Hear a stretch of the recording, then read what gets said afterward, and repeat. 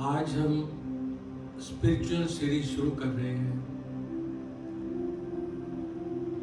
मैं अध्यात्म का स्टूडेंट हूँ, तो जो भी मैं आपको बताने जा रहा हूँ उसमें मेरा अपना कोई योगदान नहीं है। आज तक जो भी मैंने शास्त्रों से जाना है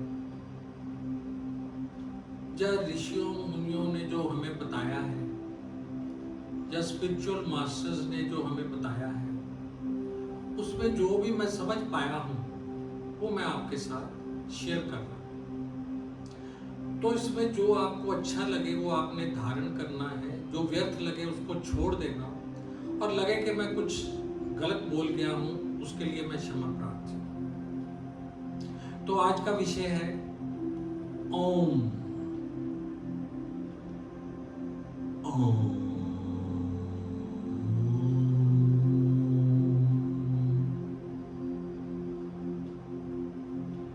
ओम मतलब परमात्मा की आवाज, ब्रह्मांड की आवाज, अस्तित्व की आवाज। श्री गुरु नानक देव जी ने भी कहा है, एक ओंकार सत्य नाम। सत्य का एक ही नाम है ओंकार। तो जिसने ओम को जान लिया उसने सब जान लिया, और जिसने ओम को नहीं जाना, सारे जगत को जान के भी उसने कुछ नहीं जाना। तो ओम एक ऐसा शब्द है कि जिसमें सारे शास्त्र समाहित हो गए। ओम एक महामंत्र है। ओम भारत के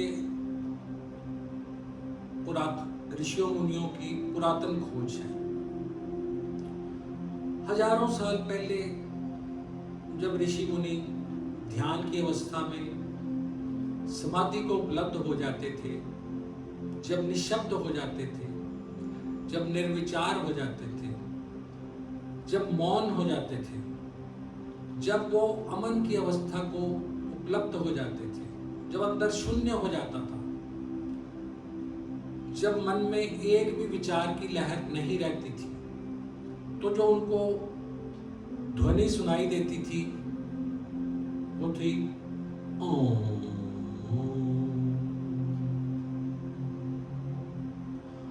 ओम।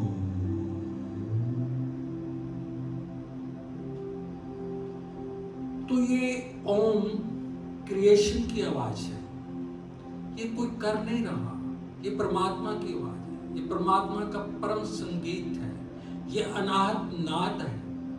अनाहत मतलब ये किसी आघात से नहीं हो रहा। जगत में कोई भी ध्वनि हो, उसको पैदा करने के लिए दो चीजों का आघात जरूरी है। जैसे पत्थर से पत्थर टकराओ, दो हाथ से ताली बजाओ, तब वो ध्वनि आती है। लेकिन ओम की ध्वनि अनाहत है।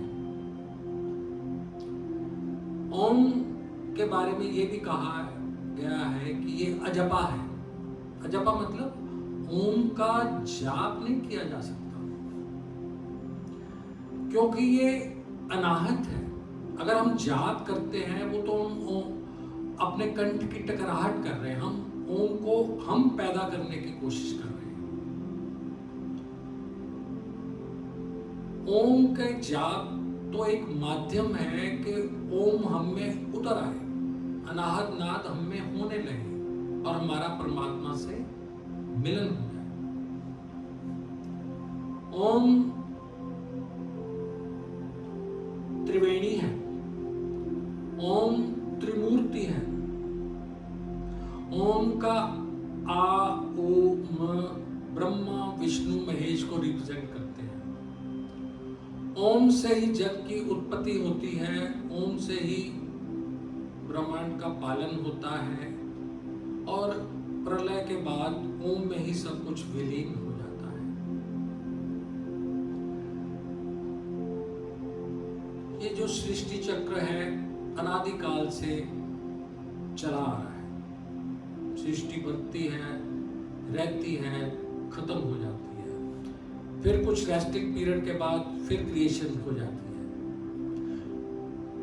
तो ये सारा जगत जो है ये दो चीजों का बना हुआ है। इसका फिजिकल मैटर जो है वो आकाश, जिसको ईथर बोलते हैं, उसका बना हुआ है। सारे चांद सितारे, लिक्विड, सॉलिड, गैस, पहाड़, समुद्र, ह्यूमन काइंड, पशु पक्षी, सारे ये आकाश मटेरियल के बने। ये बड़ा सटल मटेरियल है, ये दिखता नहीं है, लेकिन ये ओमनी प्रेजेंट है,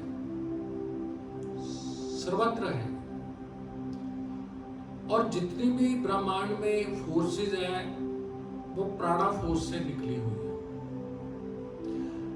जैसे मोशन की force, gravitation force, magnetic force, thought force. तो जब सृष्टि का प्रलय हो जाता है और सृष्टि का अंत होता है, तो ये सारा फिजिकल मैटर, चांद, सूरज, सितारे, पहाड़, ये सब मेल्ट होके सूक्ष्म रूप में एक अणु के रूप में आकाश में आके ठहर जाते हैं। और ऐसे ही सारी प्राणिक फोर्सेस वो भी सूक्ष्म रूप में एटम के रूप में प्राणा में आके रुक जाती है। लेकिन इनमें पोटेंशियल रहता है कि नेक्स्ट क्रिएशन में ये फिर एक्टिव हो जाती है। तो जब सृष्टि की इनएक्टिव स्टेट होती है और उसके बाद जब नेक्स्ट क्रिएशन होती है, तो ये दोनों जो इनएक्टिव स्टेट में पड़े होते हैं, ये अपने आप ये सृष्टि को क्रिएट नहीं कर सकते। इनके पीछे जो थर्ड, जो सुपर कॉन्शियसनेस है, जो कॉस्मिक माइंड है, जो निराकार है, वो प्राइमरी फोर्स है ब्रह्मांड के निर्माण में। जब वो कॉस्मिक माइंड की विल होती है, जब उसकी इच्छा शक्ति होती है क्रिएशन की, तो प्राणिक फोर्सेस आकाश से स्ट्राइक करती हैं और ध्वनि पैदा होती है ओम। और ओम की ध्वनि से ही सारे चांद, सितारे, पहाड़, नदियां, सब कुछ उनका निर्माण होने लगता है। और उस ओम की ध्वनि की जो वाइब्रेशन है सारे ब्रह्मांड में चलती रहती है, क्योंकि निर्माण जो है, जो ब्रह्मांड का, वो चलता रहता है। क्रिएशन कभी रुकती नहीं है जब तक उसका एंड ना हो। तो ओम की ध्वनि चलती रहती है और उससे सारे जगत का निर्माण होता रहता है। और उसमें जो तरंगें निकलती हैं वो प्योर वेवलेंथ की होती है, वो प्योर पॉजिटिव एनर्जी होती है। ये पक्षियों की चहचहाहट, ये पपीरे की पीहू पीहू, ये कोयल की कुहू कुहू, ये नदियों का कलकल करना, ये झरनों का झरना, झरझर करना, ये समुद्र में नहरों की हलचल, लहरों की हलचल, ये बादलों की गड़गड़ाहट, ये बिजली की कड़कड़ाहट, हवाओं का वृक्षों से टकराना, ये सारे ओम से निकले हुए। तो भगवान श्री कृष्ण ने गीता में कहा भी है कि शब्दों में मैं शब्द ओम हूं और अल्फाबेट में मैं आ हूं। तो जो ओम है ये आ, उ, म का मिश्रण है। पूरा मुंह खोल के हम आ बोलते हैं, हाफ क्लोज माउथ से ऊ, और जब हम लिप्स क्लोज कर लेते हैं तो इसमें जीवा का प्रयोग नहीं होता। इसलिए वो ये मूल ध्वनि है ब्रह्मांड की। गूंगा आदमी भी, जिसकी जीवा का जो प्रयोग नहीं कर सकता वो भी आ उ बोल सकता है। ये सारे भाषा जगत की ये मूल ध्वनियां हैं। जब इसमें जीवा का इस्तेमाल करते हैं तो सारी दुनिया के शब्द उस पे बन जाते हैं।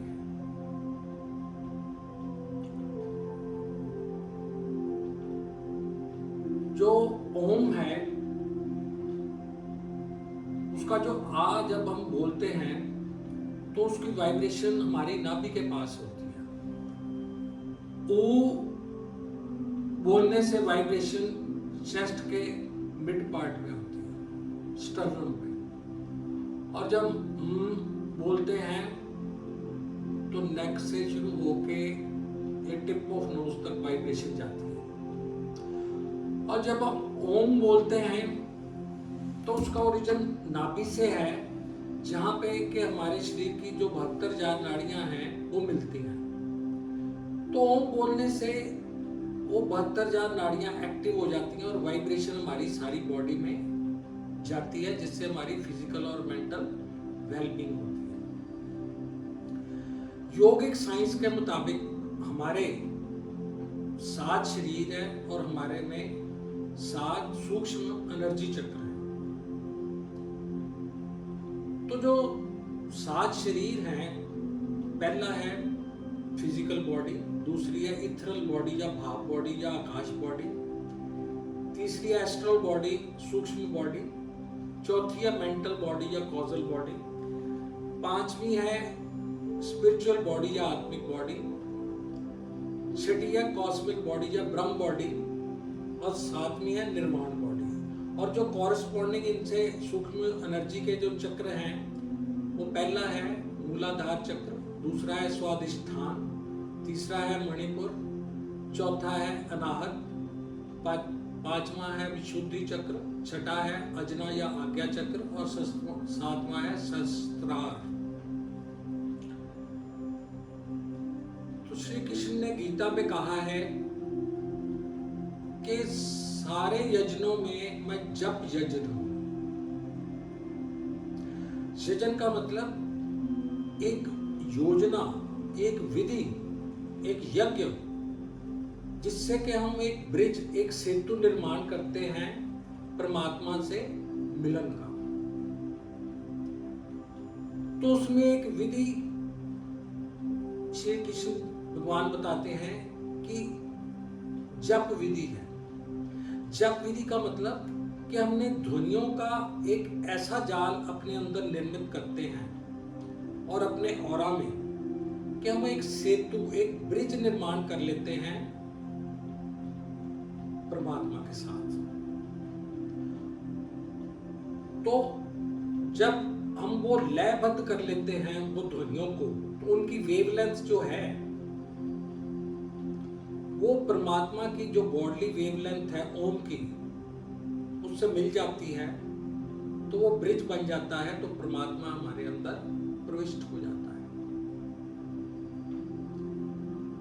तो जब हम ओम का उच्चारण करते हैं, ओम पे मेडिटेट करते हैं और ओम का रेपिटेशन करते हैं, तो ओम का ओरिजिन जो है वो नाभि के पास 3rd चक्र से होता है, मणिपुर चक्र से। जो मणिपुर चक्र है ये हमारी 3rd बॉडी से कनेक्टेड है, एस्ट्रल बॉडी, सूक्ष्म बॉडी से, और उसका जो प्राइमरी एलिमेंट है वो है फायर। तो ओम के उच्चारण से हमारा तेज बढ़ने लगता है, क्योंकि वो सोलर प्लेक्सस से कनेक्टेड है।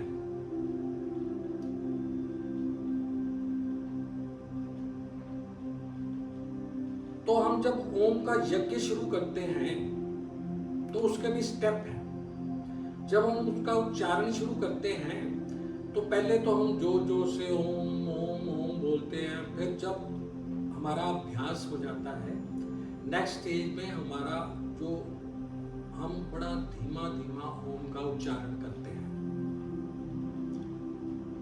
फिर तीसरी स्टेज में हमारी सिर्फ लिप मूवमेंट रह जाती है। फिर हमारे लिप्स भी क्लोज हो जाते हैं और मन ही मन हम ओम का उच्चारण करते हैं। जैसे जैसे हम ओम का उच्चारण करते हैं हमारी फिजिकल और मेंटल वेलबींग होने लगती है। कुछ ही वीक्स में, कुछ ही महीनों में हम अनुभव करते हैं कि हमारा पीस ऑफ माइंड रहने लगा है, हमारी टेंशन्स रिलीज हो गई हैं, हमारी कंसंट्रेशन पावर बढ़ जाती है, हमारी फिजिकल एलिमेंट्स खत्म होने लगती हैं, हमारी वॉइस क्वालिटी अच्छी हो जाती है, हार्श लाइंस ऑफ फेस खत्म हो जाती हैं। तो जैसे जैसे हम आगे बढ़ते हैं तो ओम, फिर हम मन ही मन में ओम का उच्चारण करते हैं। और जब हमारा ओम का उच्चारण इतना सघन हो जाता है कि हमारे रोम रोम में ओम की आवाज आने लगती है, हमारे हर सेल में से ओम का उच्चारण हो रहा होता है, हम सोचते जाते कोई काम करते भी हमारे में ओम का उच्चारण चल रहा होता है, तो ओम मन का एटम बन जाता है, वो भी सूक्ष्म हो जाता है। जैसे ओम का आ उ ई, जैसे एटम में प्रोटॉन, न्यूट्रॉन और इलेक्ट्रॉन होता है, ऐसे ही ओम में आ उ म, ये प्रोटॉन, इलेक्ट्रॉन और न्यूट्रॉन है। तो वो उनकी मॉलिक्यूलर वाइब्रेशन होने लगती है जब हम मन ही मन ओम का उच्चारण करते हैं। और जब हमारा भाव, हमारी इंटेंसिटी ओम के उच्चारण की इतनी तेज हो जाती है तो एक क्षण आता है कि वो जो ओम मन का एटम बन गया था उसका विस्फोट हो जाता है। विस्फोट होने से हमारे इतनी एनर्जी प्रोड्यूस होती है हमारे अंदर, ऊर्जा, कि हमारे पुराने जन्मों के सारे कर्म, सारे पाप पुण्य भार, हमारा अहंकार, हमारा अंधकार, हमारा अज्ञान सारा खत्म हो जाता है और एक नए आदमी का जन्म हो जाता है। उस ओम का विस्फोट होते ही हमारे में परमात्मा का ओम अनाहत नाद प्रविष्ट हो जाता है और हमारे में अनाहत नाद ओम का होने लगता है और परमात्मा का परम संगीत हम सुन लेते हैं और हमारा जीवन एक उत्सव बन जाता है। और हमारी जो परमात्मा के प्रवेश करते ही हमारी जो छठी बॉडी है, कॉस्मिक बॉडी, एक्टिव हो जाती है, क्योंकि हमारा छठा चक्र, आज्ञा चक्र, एक्टिव हो जाता है। आज्ञा चक्र हमारे ये भ्रुकुटी के बीच सेंटर में माथे में होता है। तो हमारी तीसरी आंख, जिसको थर्ड आई बोलते हैं, वो खुल जाती है। हमारी इनसाइट इंट्यूशन डेवलप हो जाती है। तो जब हमारी थर्ड आई खुल जाती है और हमारी sixth body, cosmic body active हो जाती है, क्योंकि वो कॉस्मिक बॉडी है तो हम ब्रह्मांड से कनेक्ट हो जाते हैं, तो हम ओमनी प्रेजेंट हो जाते हैं। और छठे चक्र का प्रतिफल क्या है? लाइट। लाइट मतलब नॉलेज। तो हमें सारे ब्रह्मांड का ज्ञान हो जाता है, तो हम ओमनीसाइंट हो जाते हैं, ओमनीसाइंट। और सारे ब्रह्मांड का ज्ञान होने से हम ओमनीपोटेंट हो जाते हैं। और हम अजय, अभय, अमर हो जाते हैं। हम पवित्रता के सागर, ज्ञान के सागर, शांति के सागर, सुख के सागर, अनंत के सागर, शक्ति के सागर, वैराग्य के सागर, शुद्धता के साधक बन जाते हैं और हम सच्चित आनंद को प्राप्त हो जाते हैं। तो परमात्मा ने हमारे में ओम की कुंजी रख दी है और हमने परमात्मा का द्वार इस ओम की कुंजी से खोलना है और उस परम संगीत में डूब जाना है। ओम